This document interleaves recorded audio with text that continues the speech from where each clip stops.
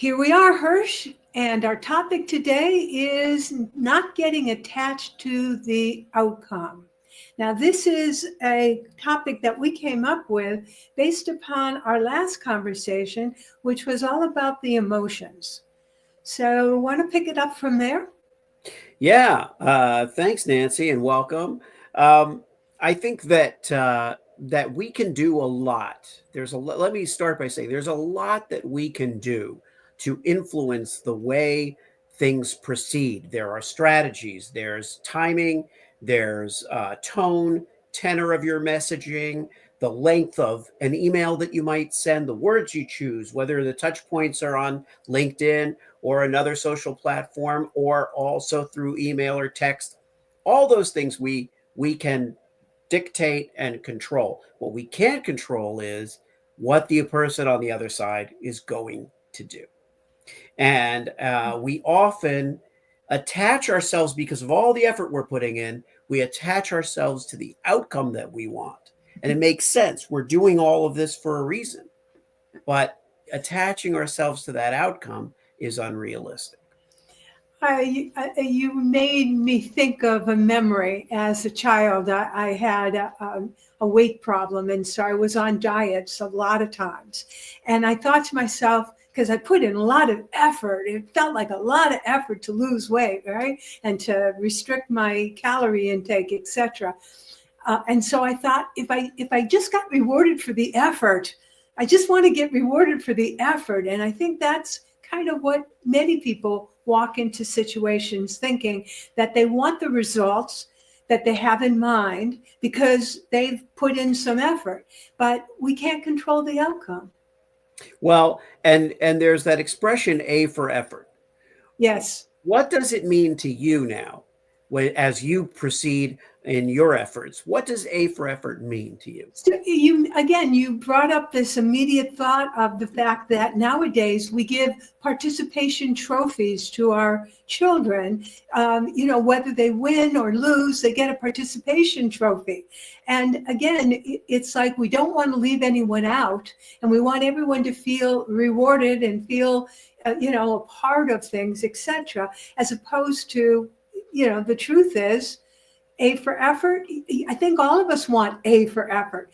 And again, I think about the fact that when I went to school, this is elementary school now, teachers didn't just give grades in subject matter, they actually gave you a grade in behavioral issues.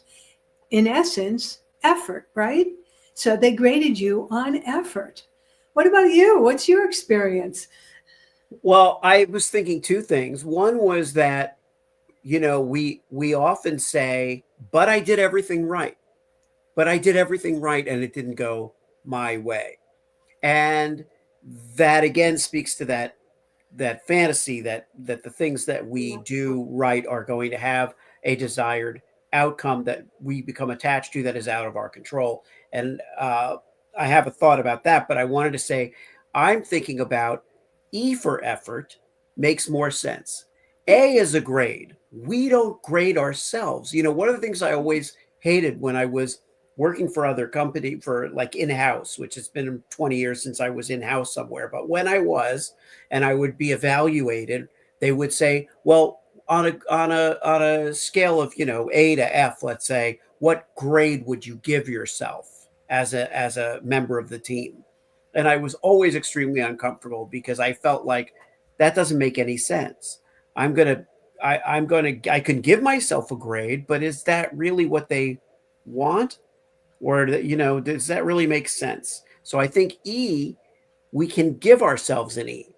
We can allow ourselves an E for effort. So if it doesn't go our way and the person doesn't respond the way we want to, we can say, I did everything that I intended to do, and looking back, I give myself an E for the effort I expended. Now I might say, you know what, I don't deserve an E for that effort. I did not put in the effort that I should have. But it's easier to step away from that when it's not tied to what the other person did. Interesting comments. Yes, I understand it all, and it's hard to be, it's hard to evaluate oneself honestly. After all, there we have all these excuses that we buy into about why we did what we did. We justify it, we rationalize it. It's very hard to take an objective view of what we do. Yeah. This year, one of my colleagues suggested to me, and I have, to the best of my ability, E for effort, I guess, put into practice the idea of not pushing and not making, not being overly zealous with effort, and Okay. instead to allow the universe to unfold. If I've set my intentions properly, and I am, again, I've put my boat in the right direction, will I get to the destination? Well, it depends on many things. The currents of the water, the wind that, comes up or goes away. What is it that gets me to that destination? And I'm very much a student of the law of attraction, in which they talk about, go with the flow. Don't try to row your boat upstream. Go with the flow. Hence, to become effortless. I love that. It's a wonderful thing to aspire to. I wrote down, give the universe a chance. That we're also the very essence of what is a poor outcome. We may not even know. The outcome that we get with the effort we expended may not be the end of the story, and most likely is not. And so, give the universe a chance to respond to your output. So it's not even about it. So to your point, if we go with the flow a little bit, and we're going a little bit, the expression that Stephen Dobos, who's a teacher of the Silva method of meditation, and is a friend of mine, says, "Stay in the easy." Stay with the place that you are feeling most naturally attuned, most comfortable, because that may be where you're really going to get your greatest fulfillment. So I think that giving the universe a chance to actually respond to what you're putting out there. There's no law that says, "Oh, it takes 4 hours to work. It takes 12 hours to work." Yeah, it can be in an instant if we shift our mind and again go with the flow. So this being attached to the outcome is it's basically, in my opinion, antithetical to a lot of spiritual principles. We all there's so many things that we want. I mean, being in our bodies and living our lives is full of wants and desires, and it's all about the material world. But I will confess, don't think that's what living is really about. I think it's a kind of a delusion, and it kind of takes us away from our real purpose, which is, to know and do and be a part of that spiritual energy, which is the foundation of who and what I am. Yeah. Yeah. I mean, and around the holiday season, it's almost like, similarly to what you're saying about this kind of false sense of what's real and what matters, we're given to judgment of ourselves, evaluation, like I alluded to earlier, evaluating ourselves and our performance, and what have we done and what shouldn't we do and what are we sorry for, and all these things. And in fact, that's all a construct. Yeah. So I look at my keyboard here and I think, okay, well, have I have I done everything that I can do today with regard to the outcomes that I'm seeking?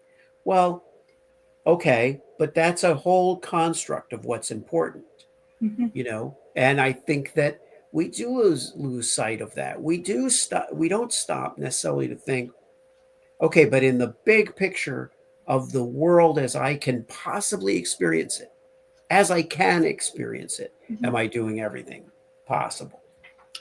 And it's important to point out that what we think is an undesired outcome may actually be a wonderful, diversion and a movement towards something better.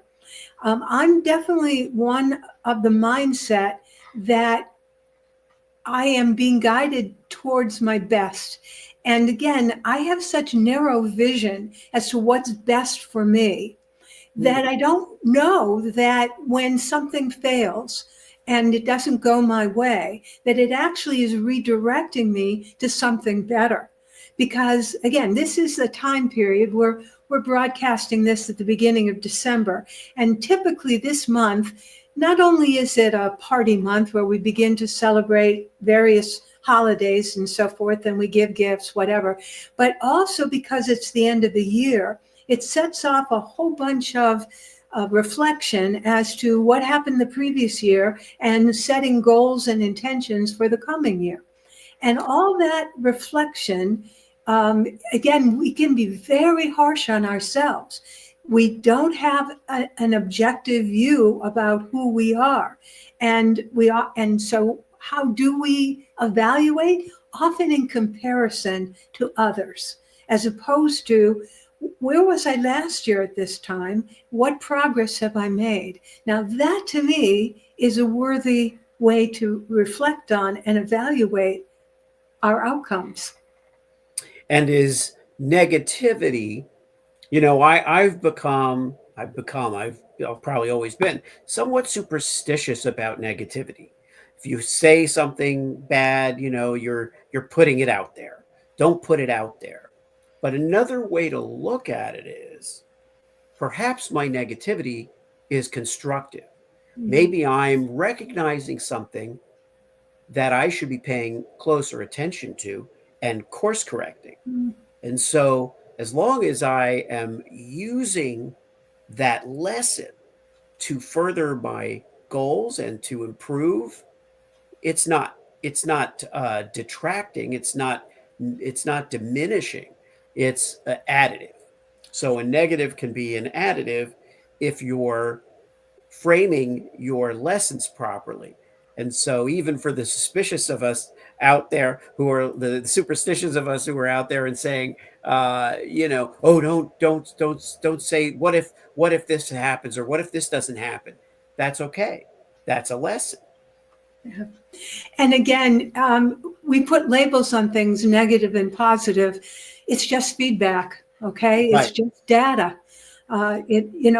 Again, we have such limited vision, and we can be so harsh especially in evaluating ourselves.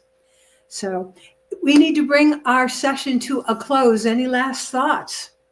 Well, I definitely think that we're reflecting that kind of introspective and thoughtful process that people seem to be going through. So my final tip of this week would be, consider the fact that the people you're relating to, your prospects, your colleagues, and so forth, are also Yeah. experiencing a little of that self reflection. So Yeah. give them room to let the universe do its thing for them as well. What a wonderful note to end on, to take other people off the hook, to cut them some slack, to send out warm blessings to everyone. So with that, we will say to your sales success, it's Dr. Nancy Zaire, the sales whisperer. And Hirsch Repun, your personal brand builder, wishing you a great